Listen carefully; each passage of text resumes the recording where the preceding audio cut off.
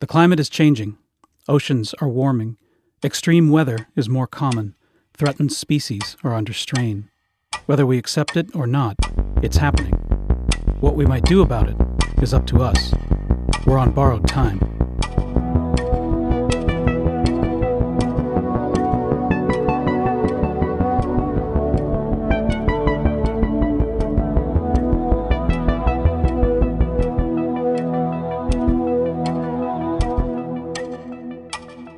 I'm Andrew Murphy of the Mill Valley Public Library, here today on behalf of the Borrowed Time series with Derrick Jensen by phone. Derrick Jensen is a longtime grassroots environmentalist and is the author of more than 25 books, including Endgame, which is the book most of my questions are centered around. So thank you for joining, Derrick. Oh, thank you for having me. The first thing I'd like to ask is, as an aside to a point you were making in Endgame, which for our listeners I want to mention is 2 volumes, over 1,000 pages, and published almost 15 years ago, you said, "I'm not going to revisit Civilization is Destructive 101 every time I open my mouth. But for the benefit of people that have not read your books, do you mind sharing an overview of your premises, the actual premises that your book is based on, and your perspective about the destructiveness of civilization?" Sure. When, they say that one sign of intelligence is the ability to recognize patterns. And I'm going to lay out a pattern here, and let's see if we can recognize it in less than 6,000 years, which is when you first think of Iraq, is the first thing that you think of cedar forest so thick that sunlight never touches the ground, because that's what Iraq was prior to the beginnings of this culture. The first written myth of Western civilization is Gilgamesh deforesting the hills and valleys of Iraq to make a great city. And then when we think of let's move a little bit west or south, and when we think of the Arabian Peninsula, do we think of oak savanna, which is what it was. And the Near East was heavily forested. North Africa was heavily forested. They cut down the forests of North Africa to make the Egyptian and Phoenician navies. Italy was heavily forested. Greece was heavily forested. There are some ancient Greek philosophers who were complaining. I think it was, might have been Socrates, was complaining that deforestation was harming water quality. And this is thousands of years ago. I just got a note from someone the other day, actually it was about a year ago, who lives in the Mediterranean, and she was saying that she had been shocked to learn that the rocky Mediterranean islands are not the natural state, that they were actually heavily forested and all cut down, and all those rocks that we see in the Mediterranean were actually where they're supposed to be, which is under several feet of soil. And so the point of all this is, if you look at contemporary accounts of wildlife abundance, for example, another one, why are there no penguins in the Northern Hemisphere? The reason there aren't any penguins in the Northern Hemisphere, or their ecological equivalent, is because they were eradicated. They're great auks, AUK, and there were so many that one French explorer said that if you put if you filled every ship in France, it wouldn't make a dent on just that one island. And they did, and it did, and the last one was killed in the 19th century.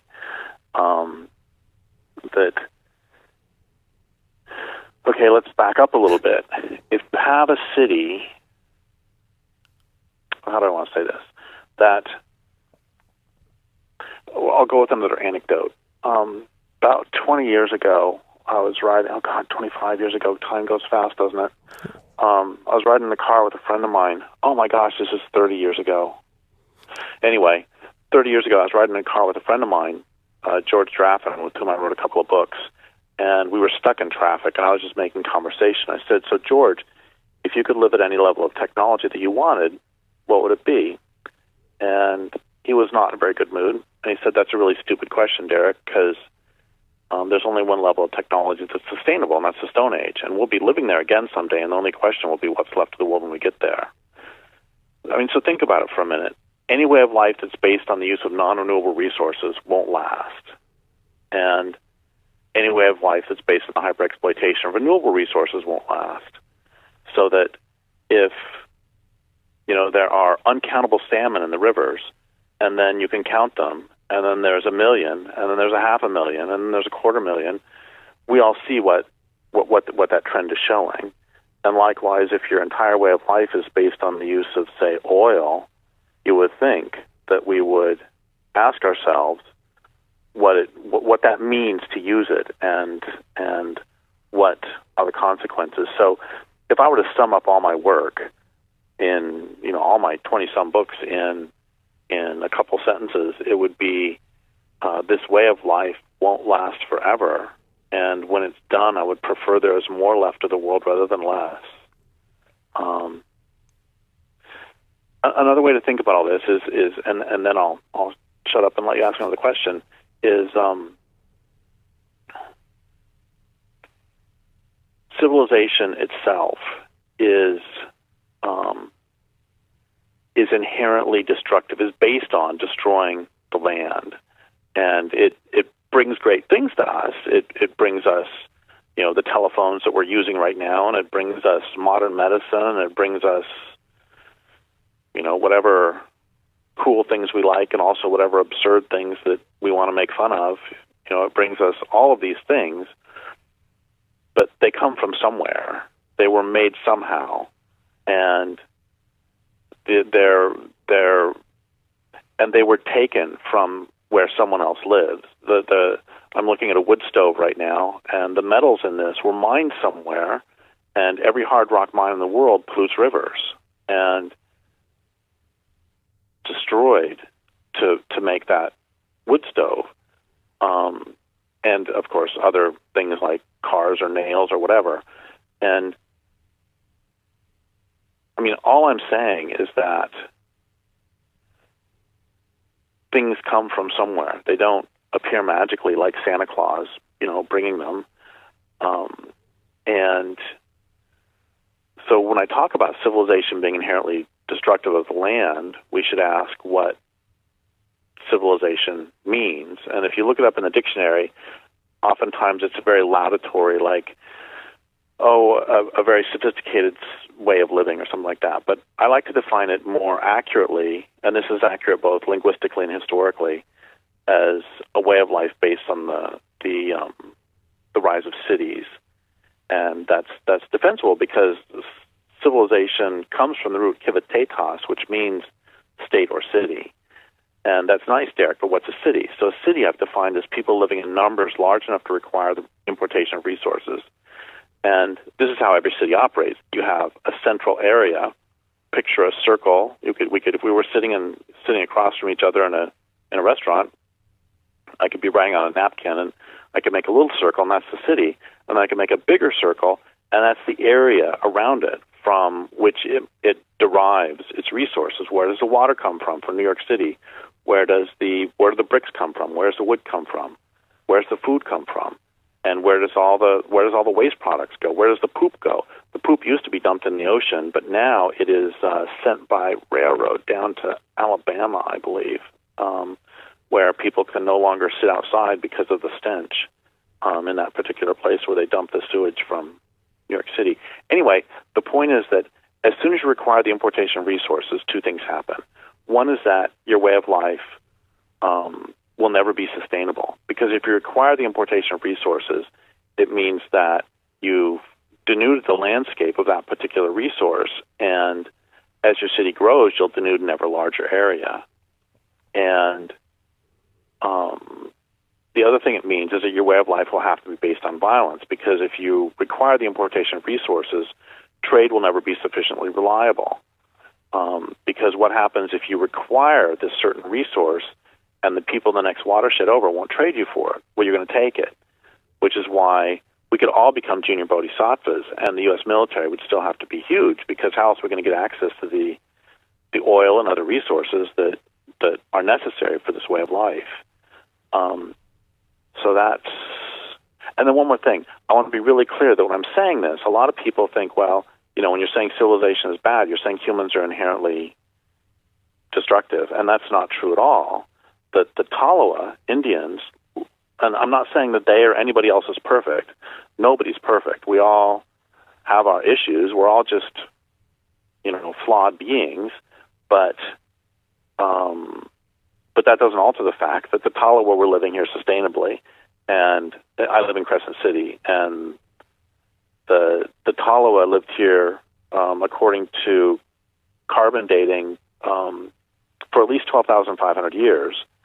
And when the dominant culture arrived 180 years ago or whatever, the place was a paradise, and that everything's getting hammered, just like it's getting hammered everywhere else. And one more story, and it's like I don't understand why people can't see this. That when I was in second grade, so that makes me about 7, they put in a subdivision right next to where I lived, and this was a huge moment in my life for understanding how the inherent unsustainability of this culture. They put in a subdivision, and all of a sudden, all the meadowlarks were gone, the meadows were gone, the garter snakes, the grasshoppers, cottonwood trees, and I remember thinking, even in second grade, this can't go on forever.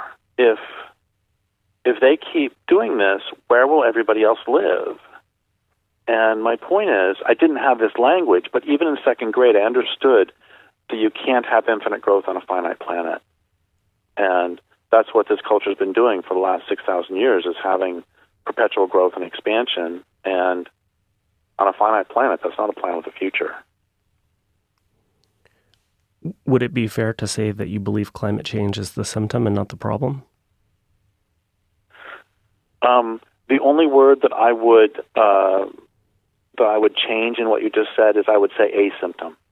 It is a symptom, and it is also a problem. I don't think it's the problem. I mean, I guess it depends on what. Yeah, I would say it's one of many problems that this culture is causing, and it's one of many. And let's even change the word from problems to consequences, because problem acts like it suggests that it has a straightforward solution. We have a problem and then a solution, and it's instead a consequence of this way of living. I mean, it's also a problem too, of course. Great, thank you. Kind of along the lines of your epiphany, if you will, in second grade, I have some questions based on one of the premises of your book, which is the 14th, which is that from birth, people are trained to hate nature. And I've got a few questions about this. But for starters, do you believe people are capable of relearning that we're part of the natural world? So I just want to pause here for a second and thank you for your questions. And I mean, they're great questions, and that's a great question. And in fact, I think your question is the question. And I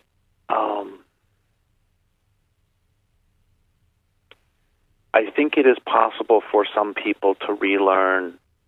What precisely was your question again?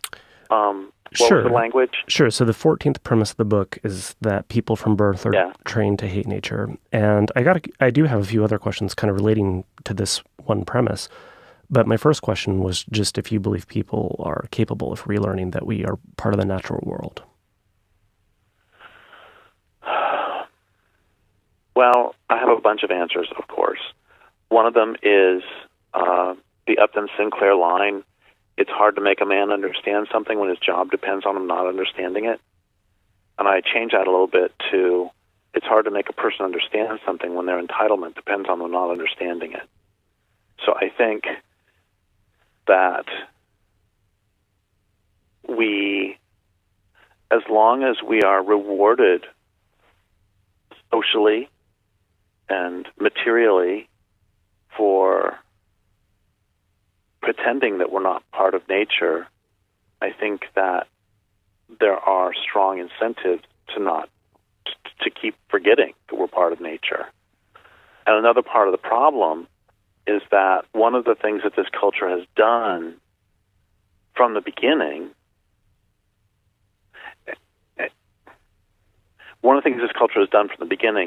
is systematically separate people.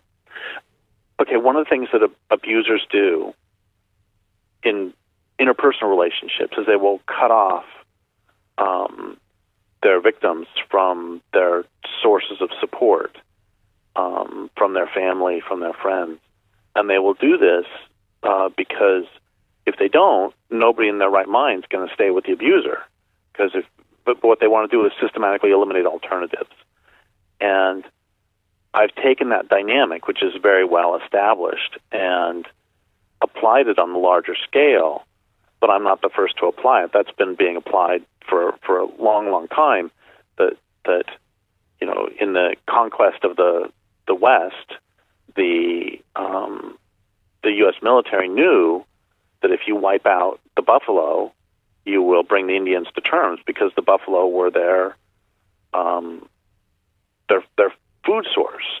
And so they would, you know, they wanted to make it so it was no longer possible for those people to be independent and to live their own lives, but instead to make them dependent on the system.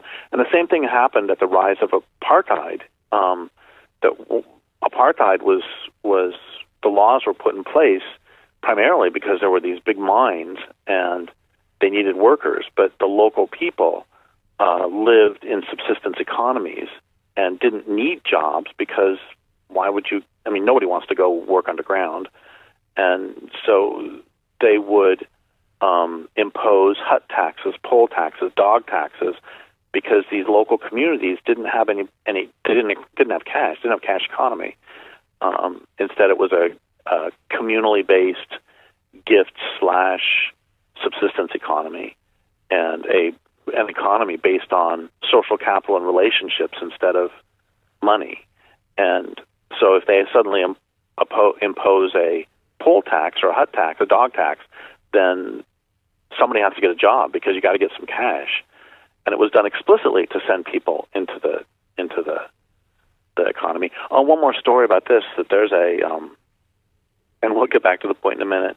There was an exchange between a Southern pro-slavery philosopher in 1835 or 1830-something and his Northern abolitionist buddy. And the Southern pro-slavery philosopher said, look, we would get rid of the slaves in a heartbeat if it were economically feasible to do so. But there are land ownership conditions in which it makes it preferable to the capitalists to own slaves, and there are land ownership conditions in which it's preferable for them not to own them. And it's really simple. If there's a lot of land and not many people, that means people have access to land, which means people have access to food, clothing, and shelter, which means they have access to self-sufficiency, which means the only way they're going to work for you is the point of a gun. And on the other hand, if you have a lot of people and not much land, then people will be forced to work for you, and it's actually in the capitalist's best interest not to quote, own them, but instead to just hire them for whatever pittance. And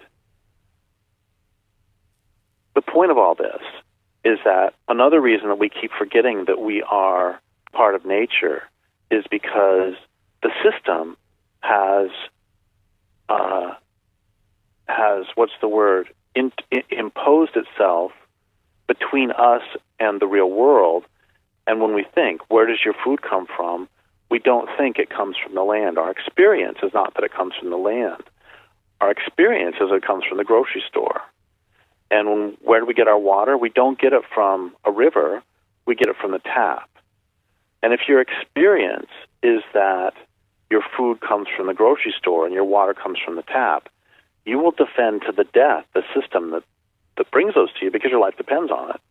If, on the other hand, your experience is that your food comes from the land and your water comes from the river, you'll defend to the death the land and the river, because your life depends on it. And so there are material conditions that are making it really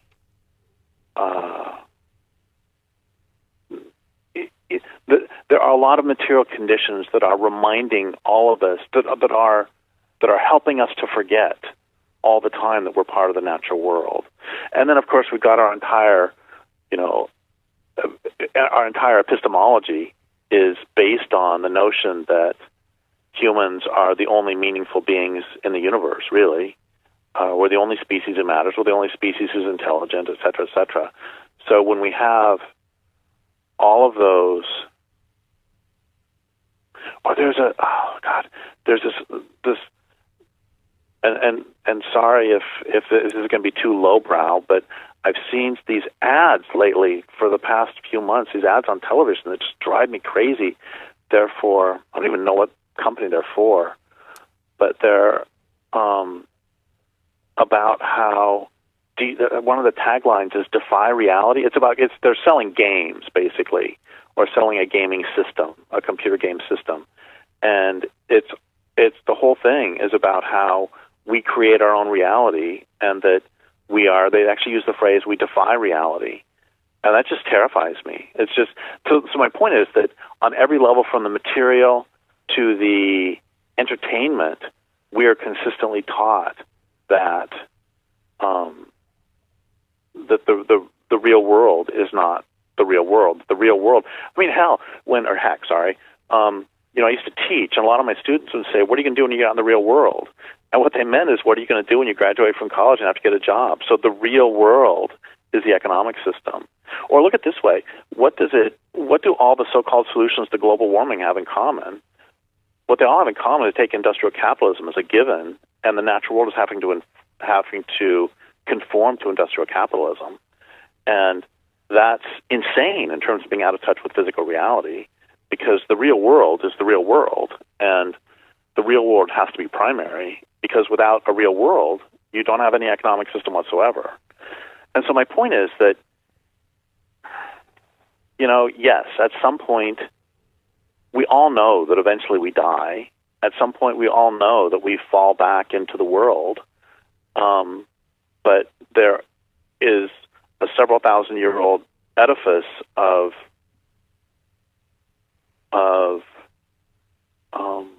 an economic system and a system of epistemology, how we know something is true, how we know something is real.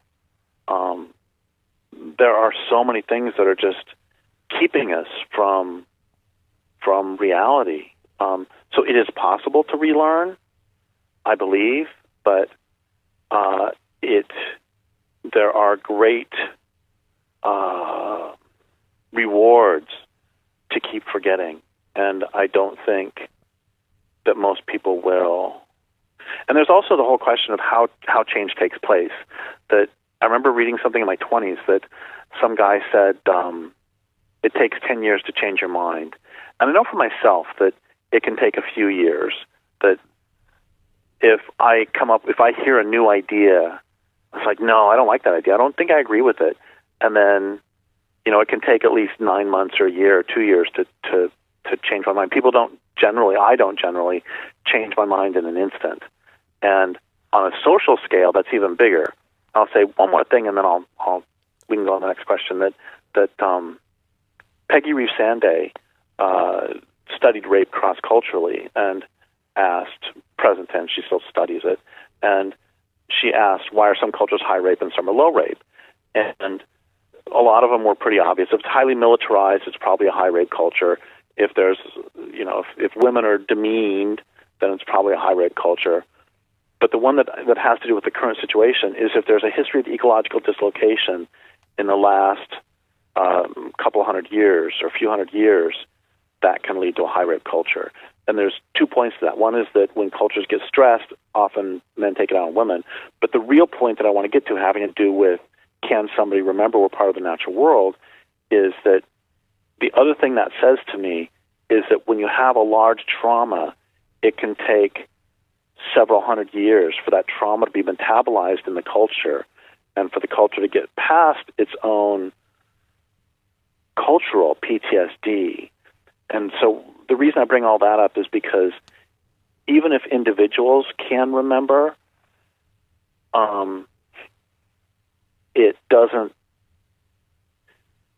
society itself does not change in a week.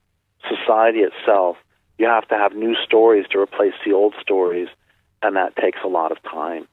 And for us to remember that we're part of the natural world, those stories will have to come from the land itself, because somebody would be taught to live differently here in the rainforests of Northern California than they would if they live in the deserts of Arizona. And that's, to be part of nature in the deserts of Arizona is a different thing than to be part of nature here. And so the stories that teach us how to be human beings in relationship to the land will have to emerge in these different places, as they did before. That's how the Tolowa lived here for so long, is by living here and their stories and their religion emerging from the land. And that's a long-term process. Great, thank you. And one of my follow-up questions is both a little bit lowbrow and also relates to your comment about the system imposing a wedge between reality and nature. But I think I'm going to preface it by, you kind of mentioned some historical trauma and time for a social group to heal from trauma.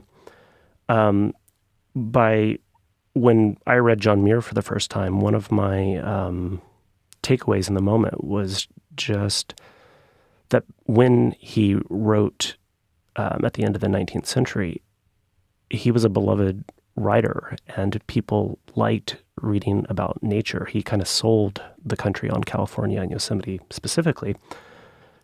But my takeaway was that it really hasn't been that long in terms of time since he wrote. And since then, the stereotypes of people that care about nature have just been kind of disseminated, and I wanted to ask you about it.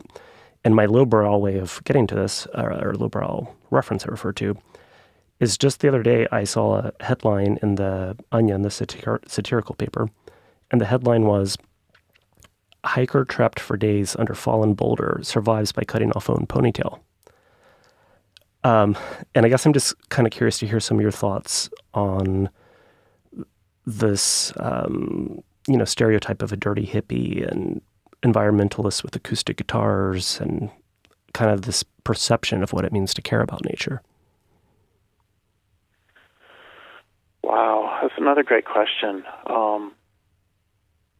And as always, I have a few thoughts. And one of the thoughts is, my environmental mentor was John Osborne, who is a doctor by day and environmentalist by night. And one of the things that he would always dress in a suit and tie, and he always said, if you're going to be a revolutionary, you shouldn't look like one. And there's that. And these are disconnected thoughts that I hope that you can make some sense of. And my next thought is, it becomes really difficult because if we,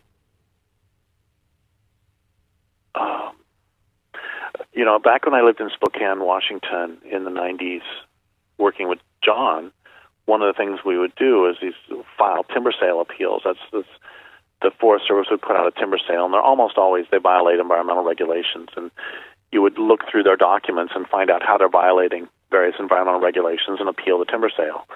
And it was really interesting because to do that, you really have to use the language of the system.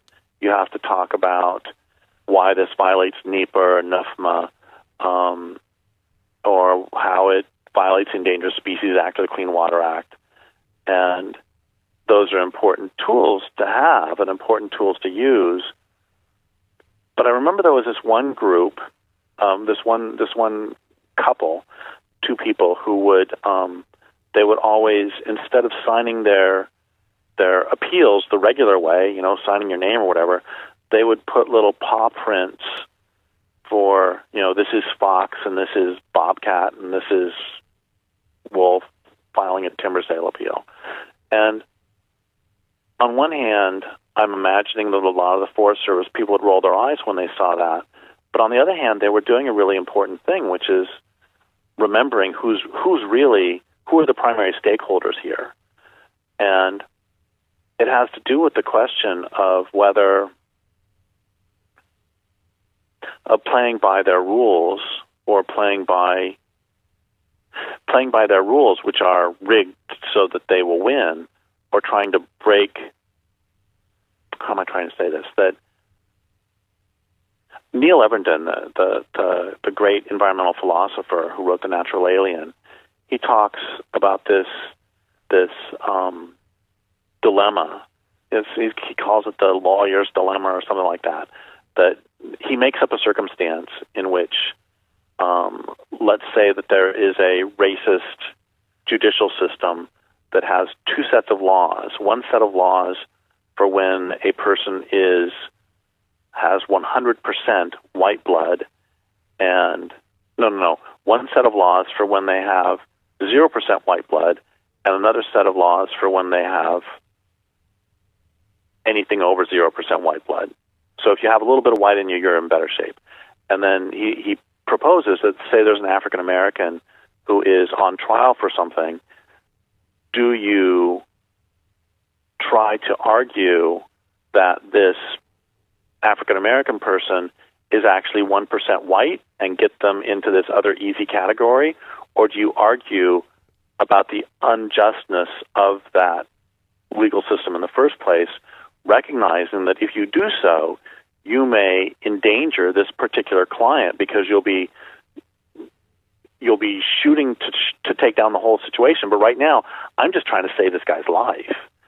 And we face this all the time when we would fight timber sale appeals. Whenever we fight any of this stuff, you can either try to argue that they shouldn't cut down these trees because they're violating certain laws, but you can also try to argue they shouldn't cut down these trees because these trees are sentient beings whose lives are as valuable to them as yours is to you and mine is to me, and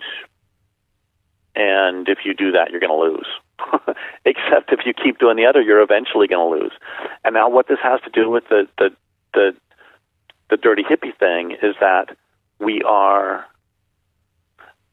I'm talking about the question of working within the system or fighting the system itself.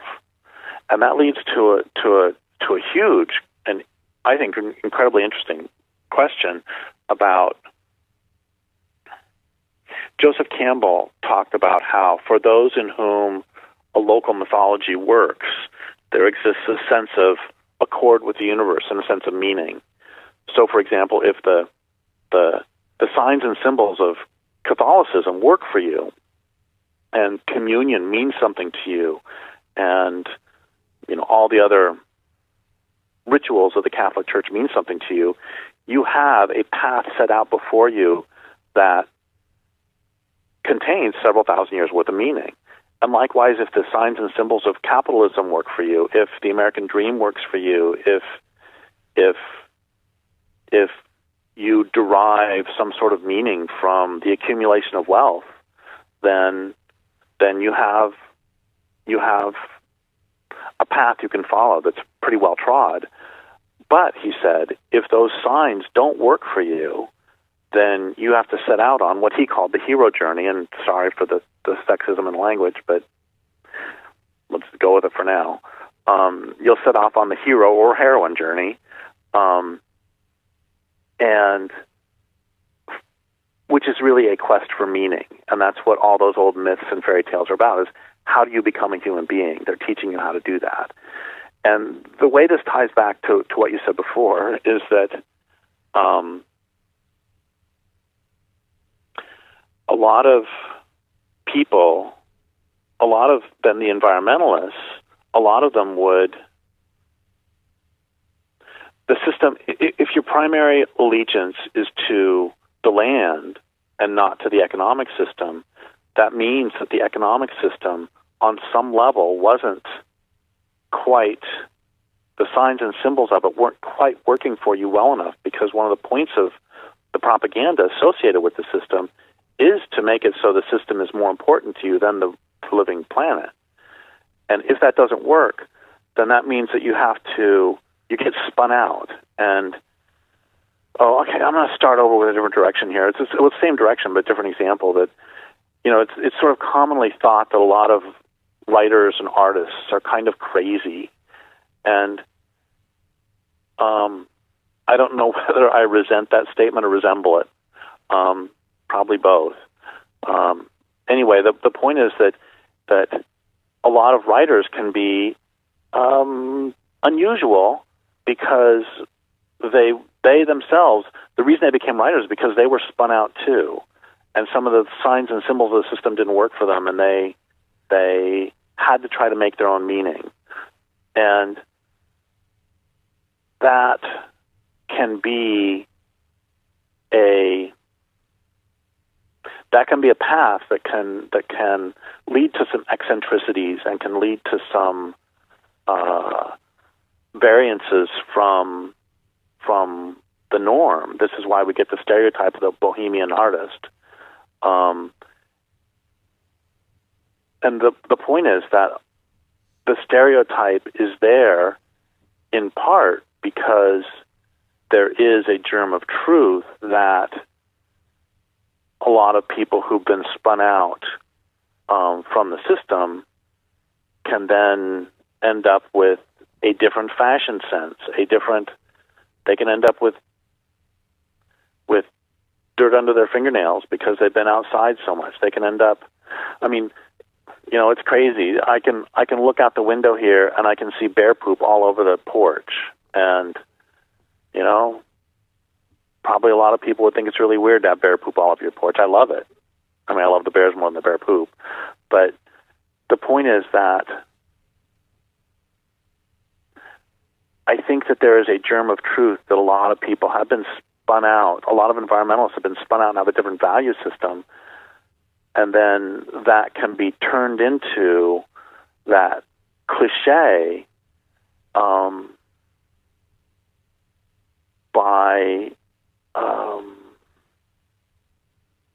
by a system that, of course, is going to attempt to demean environmentalists because it wants to devalue what they have to say. And that's a really easy way. Here's the short answer. It's a really easy way to devalue what environmentalists say. Oh, they're a bunch of dirty hippies. And the longer version was that there's a germ of truth that we're all spun out.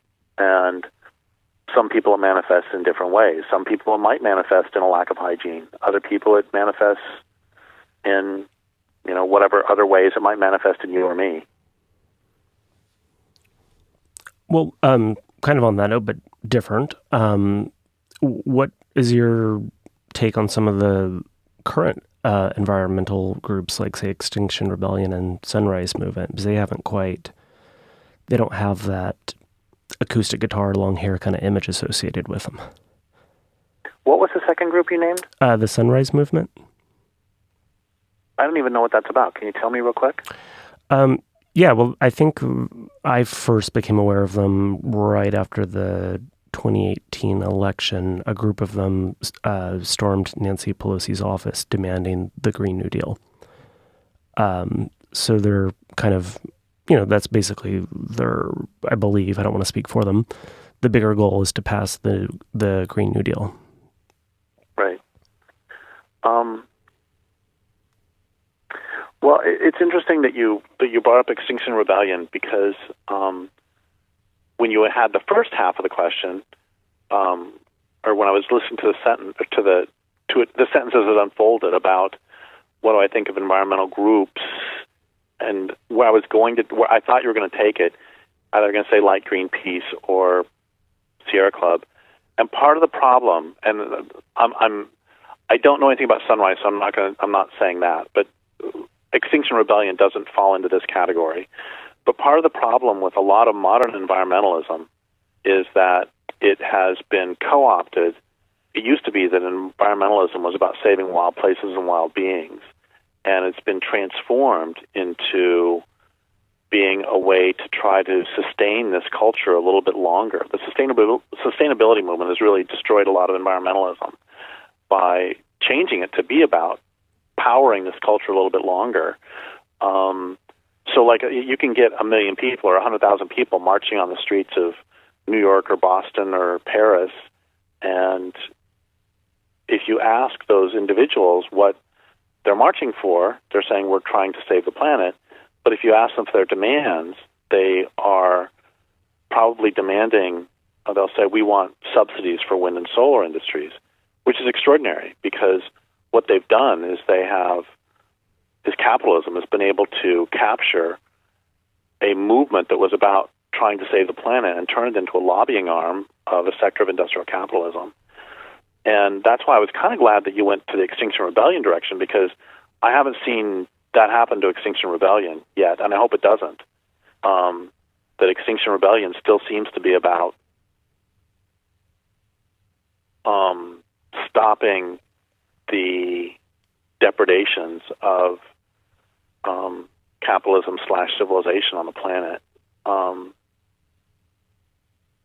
And I know a few people in Extinction Rebellion, and the ones I know sort of, and I don't mean this pejoratively at all. I mean this quite in a quite friendly fashion. They a lot of them do seem to fit the hippie category a little bit, in that there's a bit of woo and a bit of sort of praying to the planet. And I mean, I'm not. I mean, I hope people who know my work know that that's not meant in a disparaging way. I mean, praying to the planet is the best thing in the world. Well, second best thing after defending it. So yeah, I don't. Yeah, I'm really, all I can say about Extinction Rebellion, all I know about them is that I think that I'm very glad that they have not made the transformation away from protecting the planet and toward protecting the economic system. And it's really interesting, you brought up John Muir before, and I keep saying, and this is, I keep saying that the environmental movement used to be about protecting wild places and wild beings, but really this conflict I'm talking about, this co-optation I'm talking about, is really an extension or a modern version of the conflict between John Muir and Gifford Pinchot as to whether the set-aside land should be set aside for nature, or whether they should be set aside for resource management.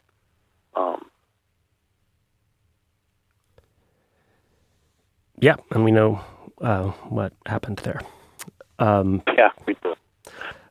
Well, just out of curiosity, what would you say to someone, that kind of is focused on attempting to be sustainable by using, say, solar power, electric cars, things like that, without making the connection that you made?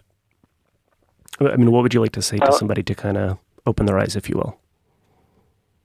Well, it depends, because if it's an individual who is attempting to be sustainable that way, I would say, great.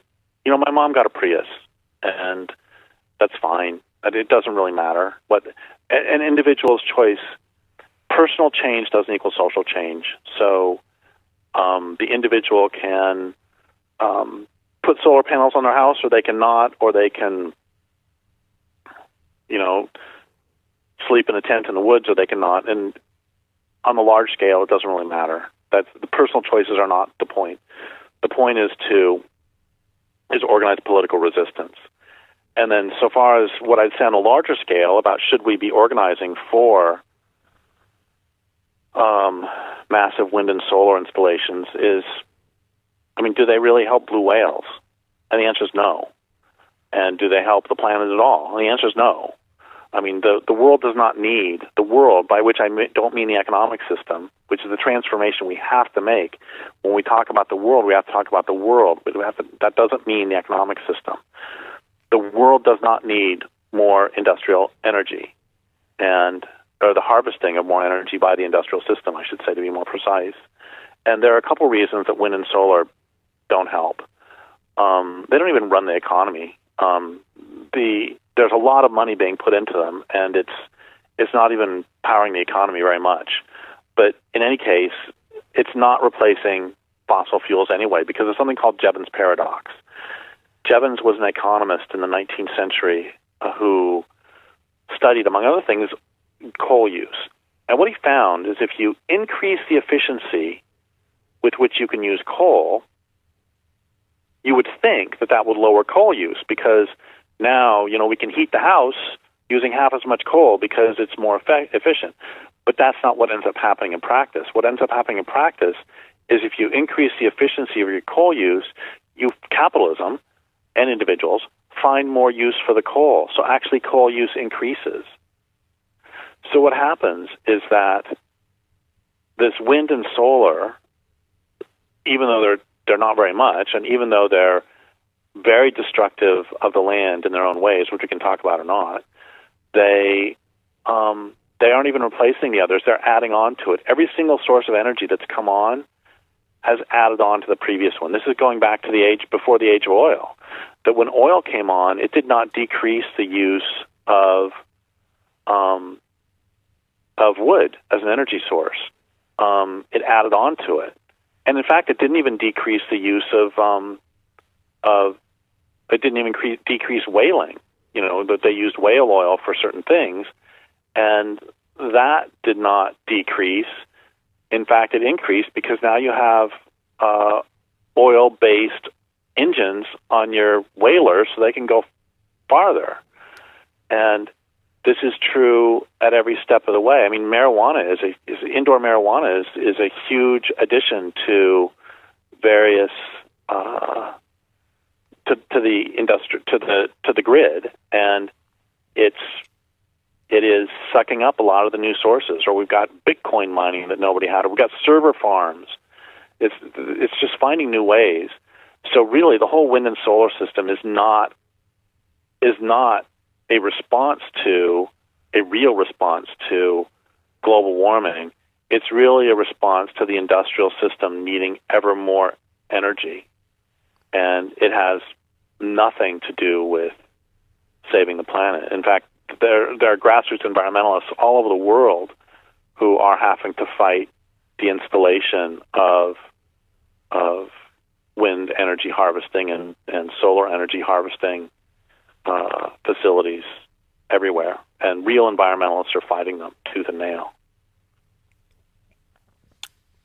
Great, thank you. And just for the sake of time and out of respect to your time, I think I've got just one or two more questions. They both relate. They're a different phrasing of the same question.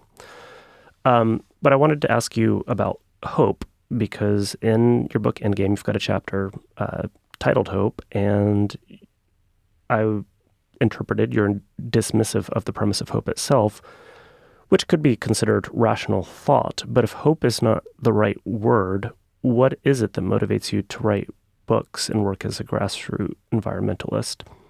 And I'm just going to keep asking. In other words, and in your own words, if we accept that civilization is going to collapse and the longer we draw it out, the messier it will be, and if every day you ask yourself, should I write or destroy a dam, why do you keep choosing to write? Probably because I'm a coward. There are a whole bunch of really important questions that you asked in there. And why do we continue to do the work at all faced with these? Actually, let's go a different direction. Let's start with the hope question. And I'm not opposed to hope, actually, at all.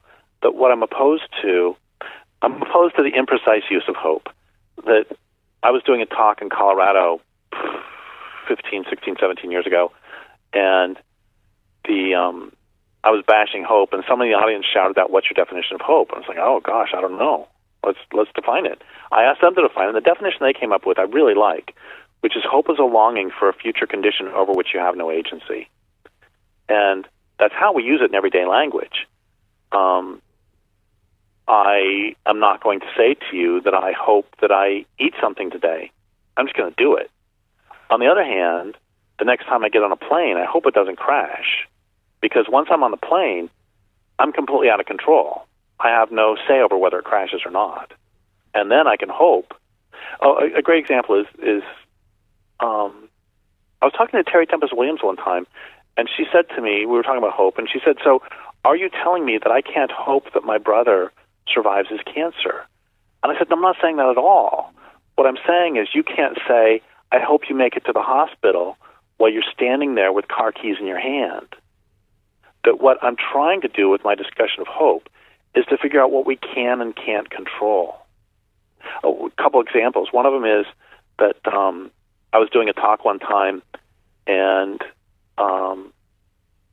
and talking about hope and talking about this. And I said, when I was a kid, it wouldn't have worked if my mom said, clean your room. And I said, well, I hope it gets clean. And everybody in the audience laughed. And then my mom was in the audience. And I said, Mom, what would you have said to me if I would have said that to you when I was 7? And she immediately said, I would have said, yeah, you better hope it gets clean. And the point is that, and I was doing this, I don't know if it's the same talk or a different talk, but then this little kid in the audience shouted out, somebody has to clean it. And that's the point, is you can't sit here and say, I hope salmon survive. If you say you hope salmon survive, well, what do salmon need to survive? They need for industrial logging to stop. They need for industrial fishing to stop. They need for global warming to stop. They need for the murder of the oceans to stop. And they need for dams to be removed. And if you say, I hope salmon survive, but you don't do those other things, then it's really an obscenity.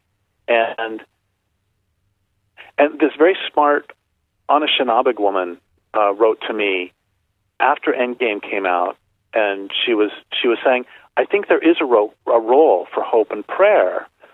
And I said, tell me what you mean. And she said, well, obviously it is an obscenity if you say, I hope salmon survive, and you don't do anything to protect them.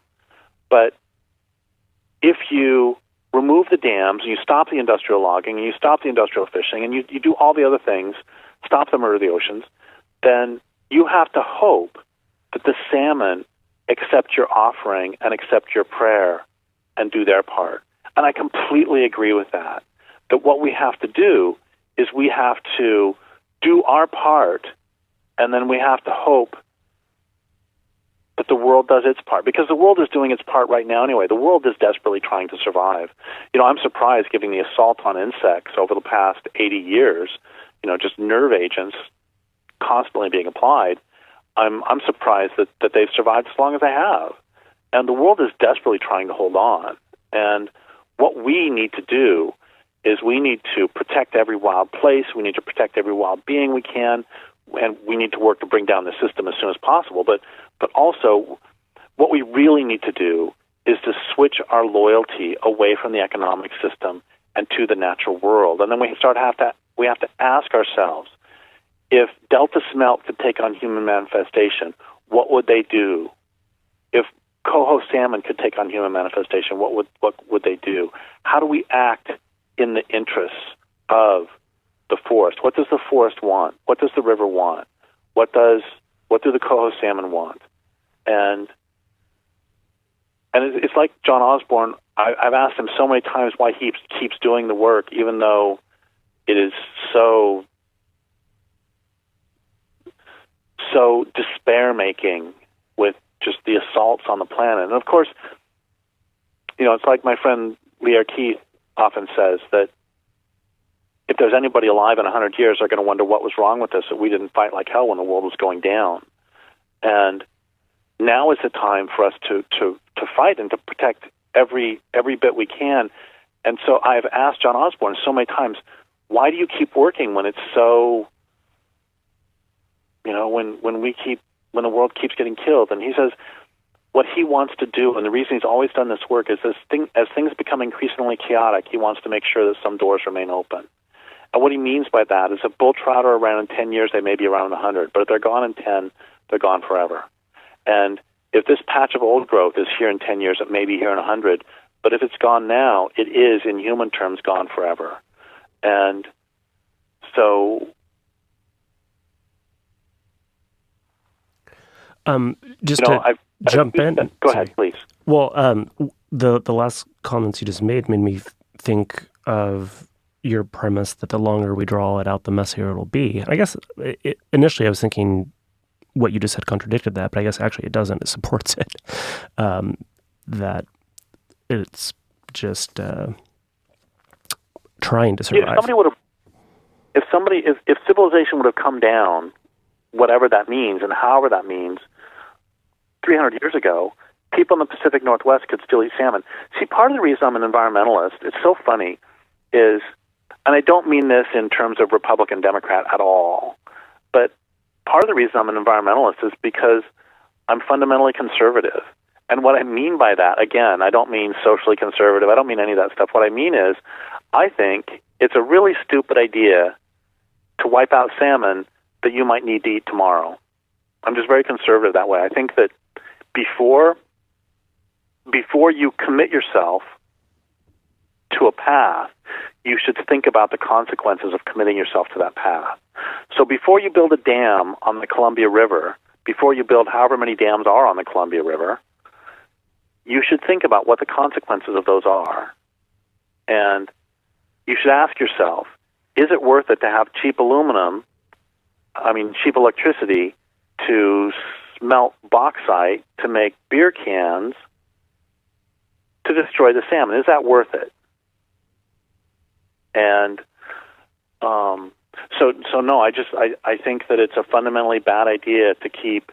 Paul Ehrlich had that great image of you're going to fly on an airplane and you see that the rivets keep popping off on the wing, and maybe one rivet pops off, doesn't bother you too much, but at some point the wing's going to fall off. And the only thing, I love that, and I love Paul Ehrlich's work. The only thing I don't like about that image is that the rivets popping off are actual species whose existence is as valuable to them as yours is to you and mine is to me, and whose existence is precious to the forest itself or to the desert itself. And anyway, so what all this comes down to, I mean, if we were going to do one thread of everything that I've been trying to talk about today, it would be that, so many indigenous people have said to me that the first thing we have to do is to decolonize our hearts and minds. And one of the things that means is changing your loyalty away from the system that is not serving the planet at all, and except up on a plate, and change your loyalty away from the system and to the land, who is the source of all life.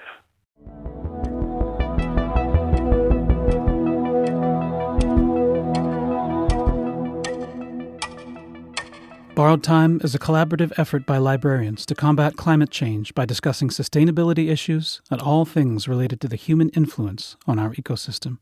For more episodes, visit borrowed-time.org.